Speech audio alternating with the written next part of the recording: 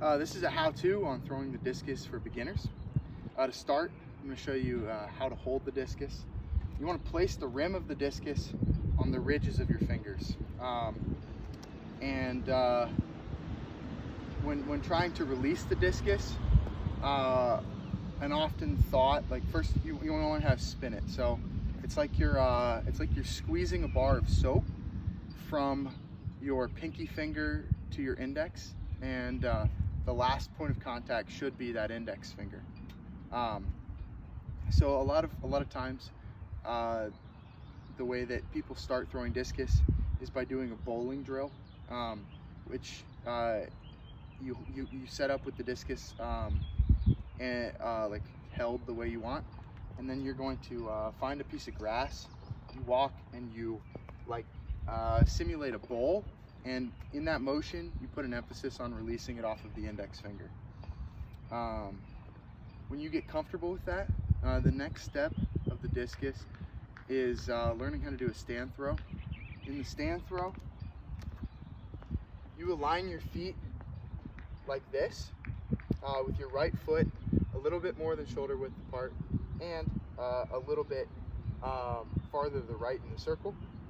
You'll take the discus, holding it on the fingertips, bring it forwards once, and when you bring it back here, you're going to keep your chest up and towards the back of the ring.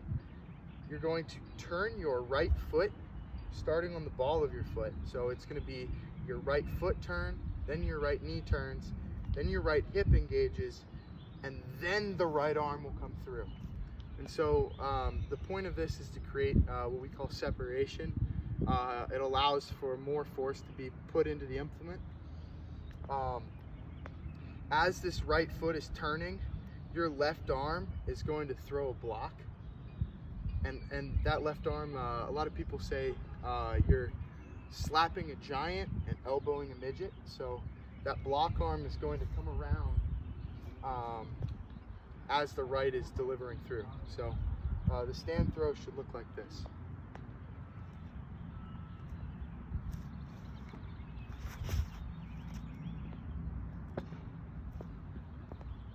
When you're comfortable with stand throws, the next step of the progression is the half turn. The half turn is sort of the in-between of a stand throw and a full rotation. In a half turn, you're going to set your right foot if you're a righty, or left foot if you're a lefty, exactly in the middle of the circle, maybe a little bit closer to the front. And you're going to do the same wind as you would if you're doing a stand throw. And when that discus gets all the way back on the right side, you'll rotate on this right foot into that power position that you've mastered in the stand throw, and then release. So it's a way to build momentum into that stand throw. The half turn should look like this.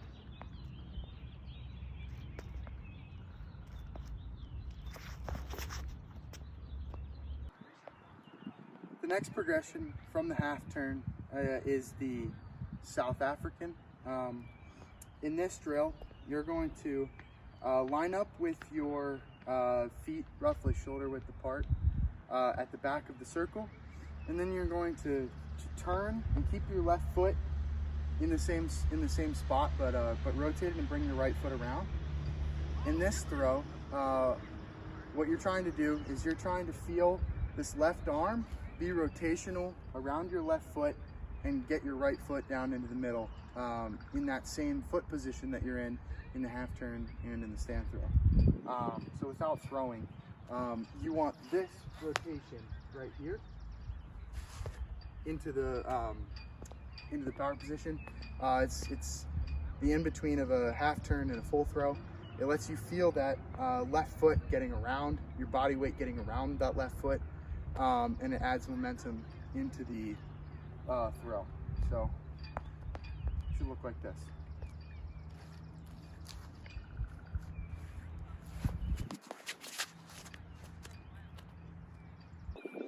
The final piece of the puzzle is the full throw. In the full throw, you're going to line up shoulder width apart. kind of the way you did in your South African. And in this throw, you're going to add another component of rotation that wasn't present in that South African. So you'll set the discus up in your hand. You'll wind it once over to the left. I like to take it wide out over this left, kind of set the path so that I'm reminded in the full throw that I want to rotate around this left turn, or this left foot and left leg. And then when the body weight gets back here, you start to rotate. You'll rotate on the ball of this left foot, and this right foot will have a low, wide sweep. And so it's gonna sweep low and wide into that middle position where your right foot hits in the South African half turn and stand throw.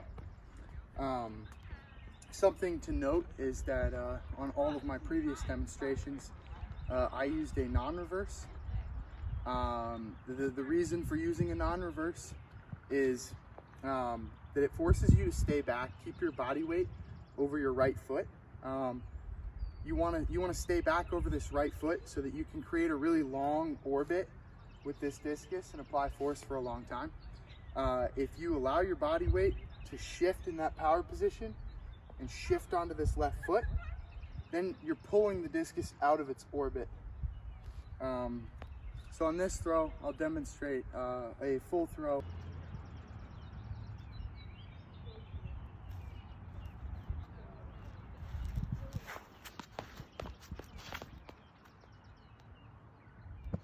Now that I've gone through the progression of a discus throw and the basics on how to, I'm going to run through a couple of common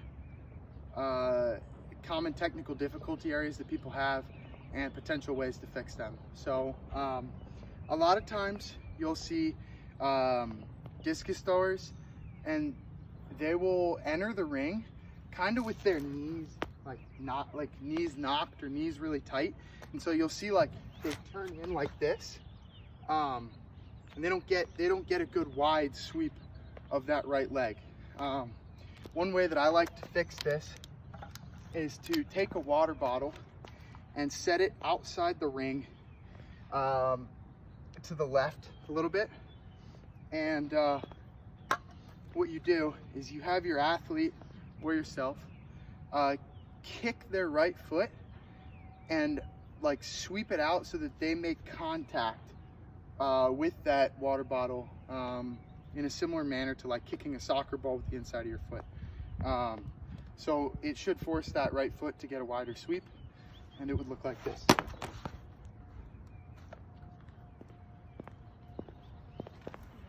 One other common difficulty with people transitioning from the 1.6 kilogram discus to the 2 kilogram discus is lack of patience, and this leads to throws that tend to like release early and scoot off down that right sector line. There are a couple of things that can be done to address this. One of which is a pre-turn of the right foot into the middle.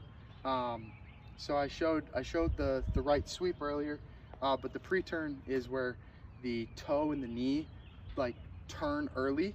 And so the point of that is, in a normal throw you might land with your foot here, but a pre-turn is going to cover more distance, like degree-wise in a circle.